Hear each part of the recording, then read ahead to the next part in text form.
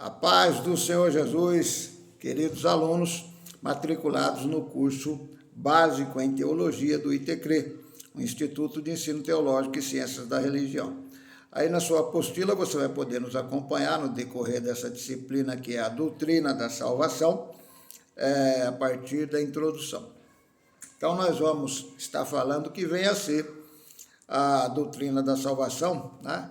Que nos círculos teológicos é conhecida como soteriologia, né? E que significa o quê? É a junção de dois vocábulos gregos, né? Sotéria, que significa salvação, e logia, que significa estudo.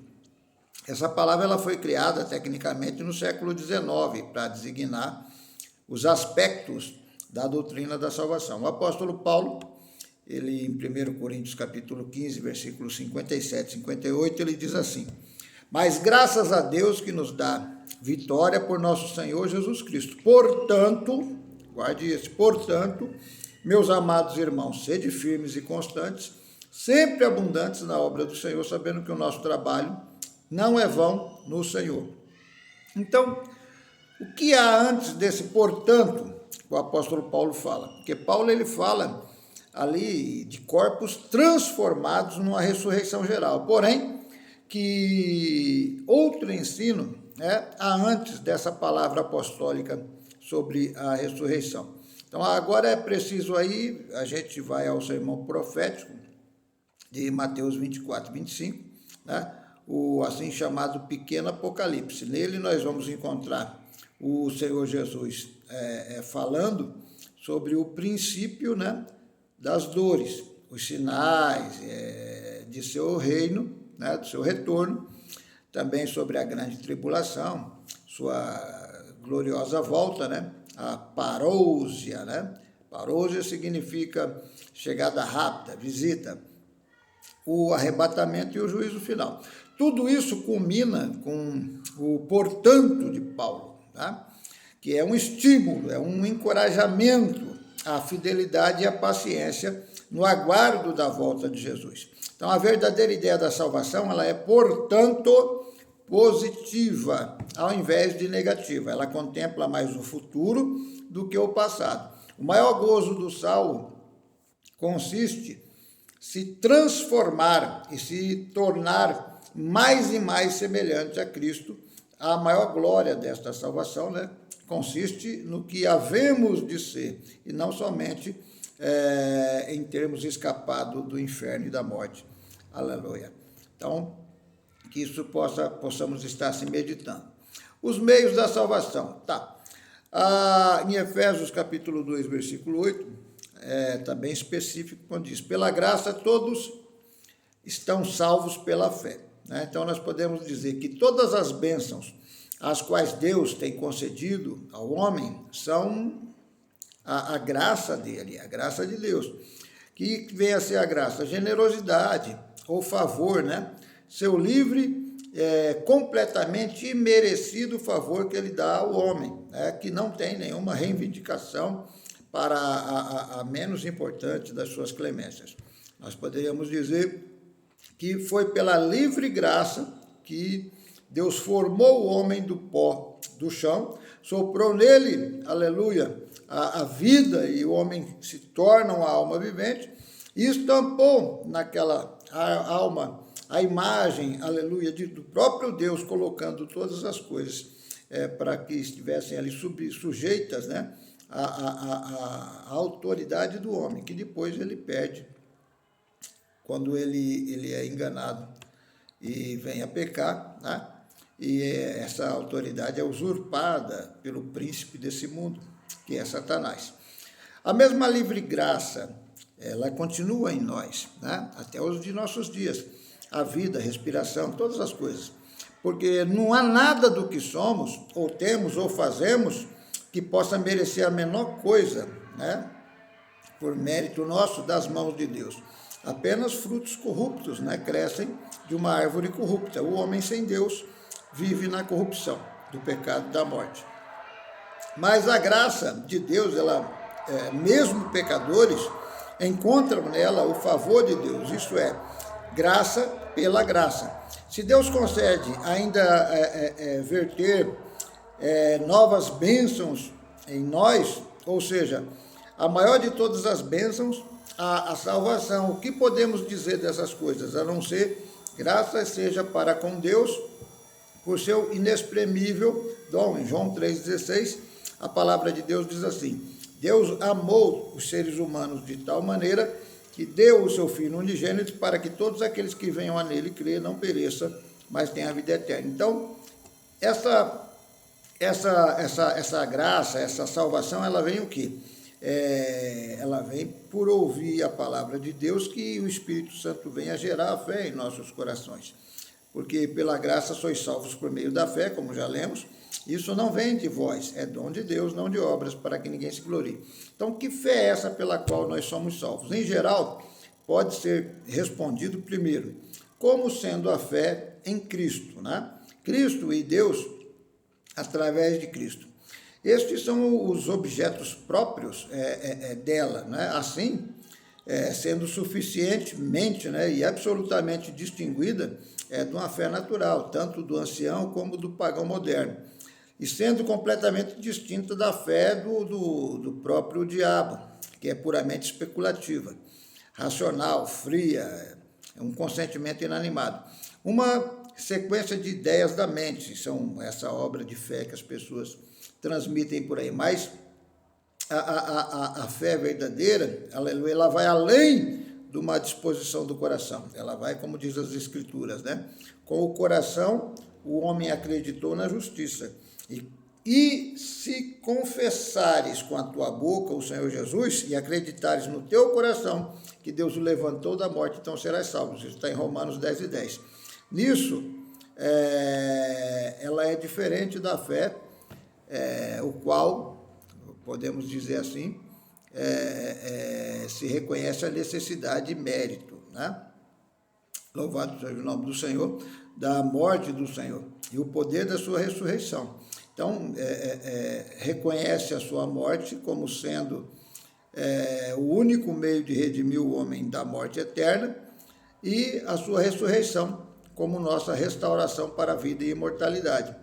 Assim como Jesus morreu e ressuscitou dos mortos, todos os que fazem parte do corpo místico da noiva de Cristo, a qual Jesus é o cabeça, também ressuscitarão e terão essa glorificação no corpo glorificado. Então, ele foi entregue pelos nossos pecados, subiu novamente aos céus para a nossa justificação. A fé cristã é, então, não só um reconhecimento de todo o Evangelho de Cristo, mas também a completa confiança no sangue de Cristo, a confiança nos méritos da sua vida, e que foi dada, né, por nós, por Ele mesmo, e vivendo em nós, né? Agora Cristo, Ele habita em nós, em nossos corações, e isso desde que nós nos mantenhamos, né, fiéis a Ele, e com sabedoria, com retidão, santificação, teremos a sua redenção. Ou, em uma palavra, a nossa salvação. Aleluia! Então, a gente poderia citar e comentar um pouco sobre a natureza da salvação. Há alguns aspectos que nós abordamos na apostila, e por síntese também a gente pode comentar, que são 3 aspectos da salvação, cada qual ele caracteriza por uma palavra que define ou ilustra esse aspecto da salvação. Um deles é a justificação. O que é a justificação? A justificação a gente poderia dizer que é um termo forense, né, que nos faz lembrar um tribunal, né? O homem culpado, condenado, né, perante Deus, é absolvido e declarado justo, ou seja, esse homem é justificado. Outro aspecto da salvação, desses 3 aspectos, é a regeneração. Veja bem, tem a justificação e agora a regeneração. O que é? A regeneração seria uma experiência subjetiva, né? É o que a gente poderia chamar de adoção, ou seja, o privilégio objetivo, né? Regeneração subjetivo, mas ela acompanha, uma vez regenerado, você é adotado.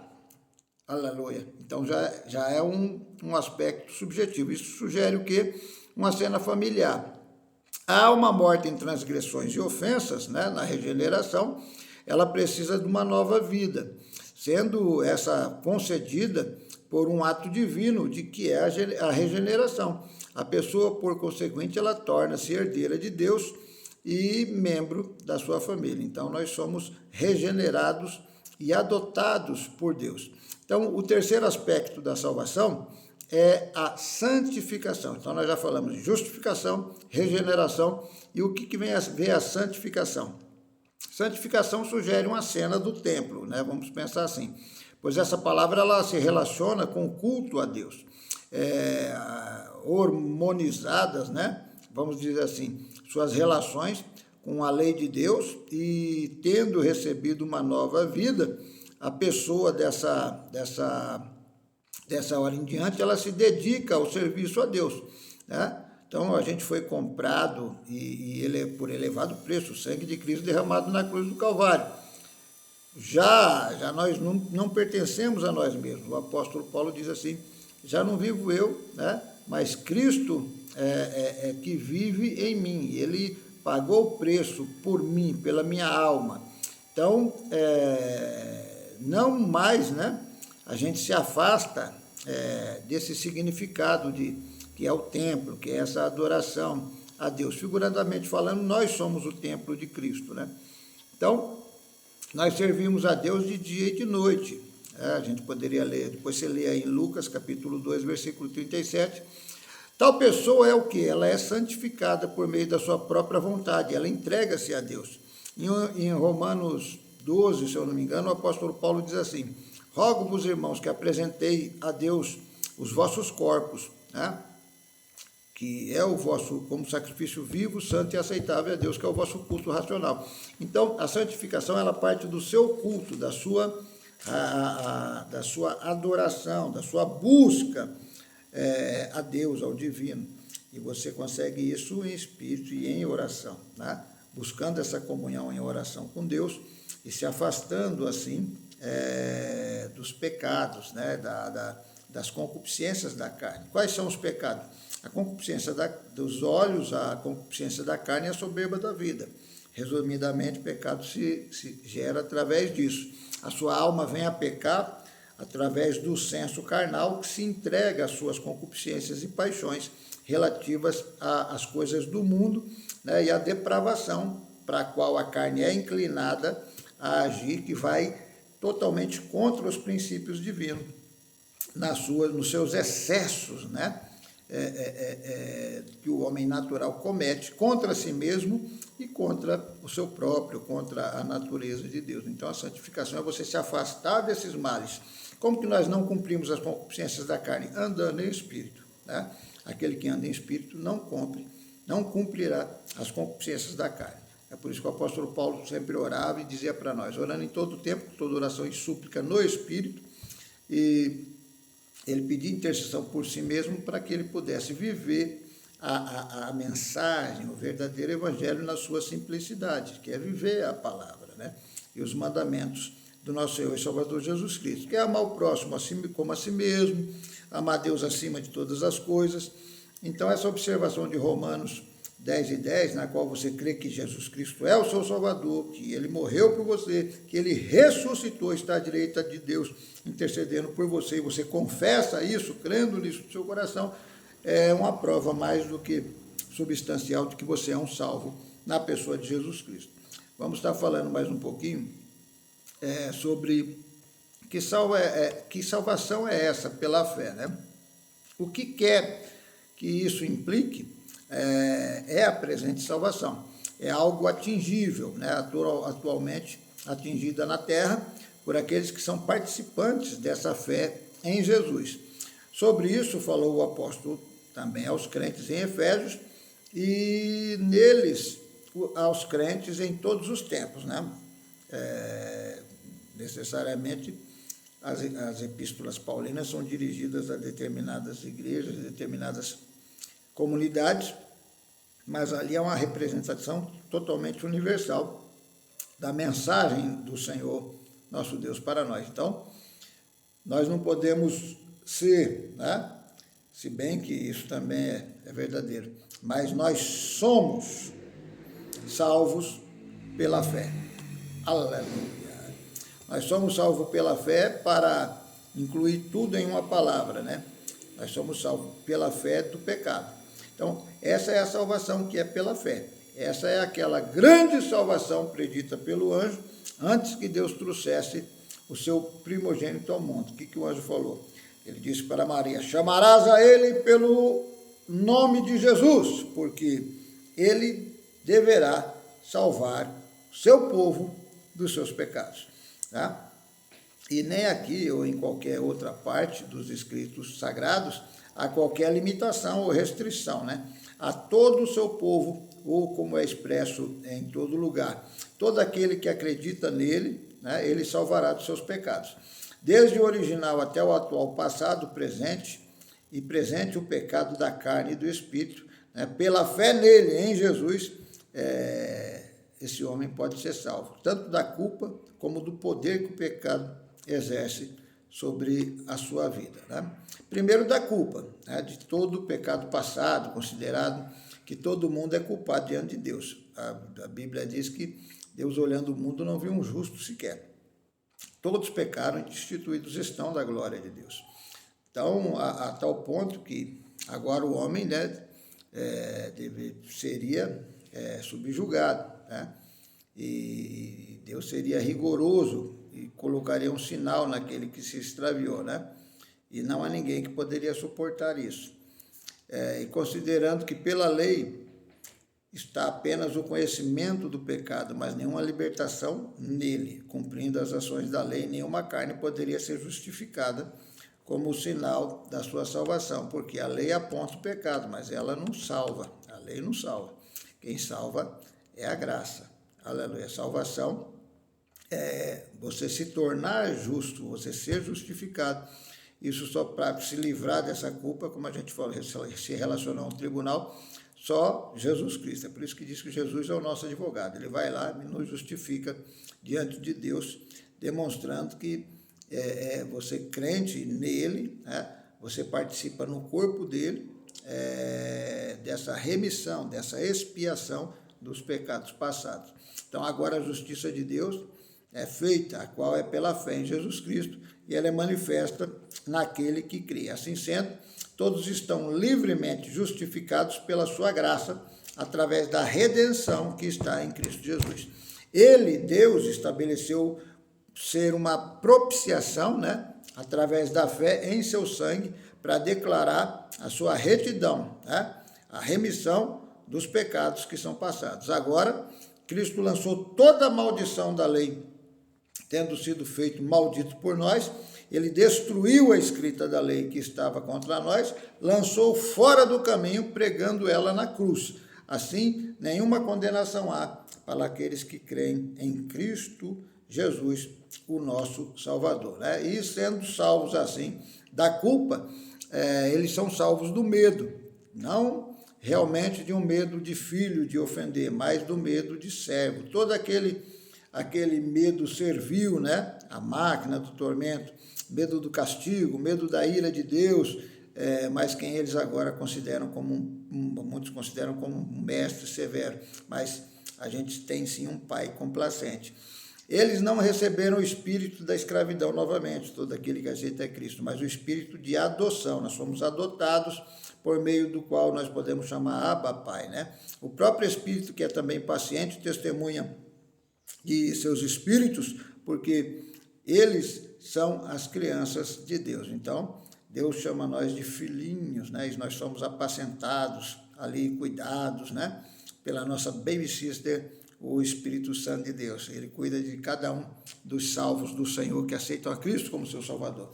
Então, nós somos salvos também, salvos do medo. Entretanto, não da possibilidade da queda, né? Longe da graça de Deus. E de alcançar, nós podemos alcançar grandes e preciosas promessas em Deus. Então, nós tenhamos paz, tá? Com Deus através do nosso Senhor Jesus Cristo. Nós nos regozijamos na esperança da glória de Deus e no amor de Deus que é derramado em nossos corações pelo Espírito Santo, que que nos é dado. Agora, isso gera o quê? Gera aquela perspectiva de que você é salvo, mas você tem que permanecer firme e não voltar a sair da graça ou cair da graça.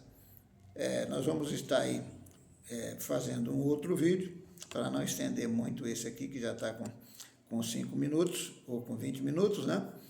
E até o próximo vídeo, quando nós vamos estar falando um pouquinho sobre a predestinação. Olha aí, ó, vem polêmica, hein?